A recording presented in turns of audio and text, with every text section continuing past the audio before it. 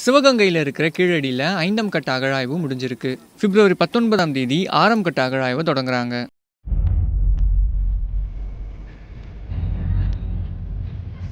CMA video call மூலமா open பண்றாரு. இந்த டோரை பார்த்துக்கிட்டே இருக்கீங்க. ஆனரபிள் சிஎம் இப்போ உள்ள வந்து வராரு. அதுல இருந்து அப்படியே ஆரம்பிக்கிறோம்.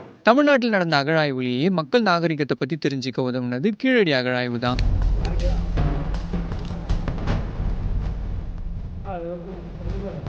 பழங்கால மக்கள் விவசாயம் செஞ்சது, கால்நடை வளர்த்தது, நெசவு தொழில் செஞ்சதுன்னு எல்லாமே இது வரைக்கும் கிடைச்ச கீழடி அகழாய்வுல தெரிஞ்சிருக்கு.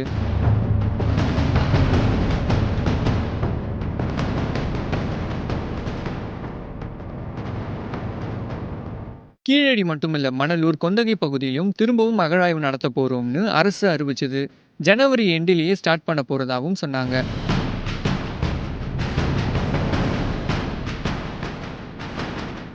ஆனா மணலூர் மற்றும் கொந்தகை பகுதியில இப்போ நெல் வயல்கள் இருக்கு, விவசாயம் செய்றாங்க. இந்த பகுதியில விவசாய நிலங்கள் தான் அதிகம், புறம்போக்கு நிலங்கள் கம்மி தான். லேண்டு சொந்தக்காரங்க கிட்ட எப்போ பேசி பேச்சுவார்த்தை நடத்தி அவங்களெல்லாம் கன்வின்ஸ் பண்ணி அகழாய்வு ஸ்டார்ட் பண்ண போறாங்க அப்படின்னு தெரியல. கீழடியில் மட்டும் அகழாய்வு செஞ்சு ஒரு கன்க்ளூஷனுக்கு வந்துட முடியாதுன்னு சொல்றாங்க. அப்போ மற்ற இடங்களையும் அகழாய்வு ஸ்டார்ட் பண்ணாதான் கம்பேரிட்டிவ் ஸ்டடி பண்ண முடியும்னு அகழாய்வு ஆர்வலர்கள் சொல்றாங்க.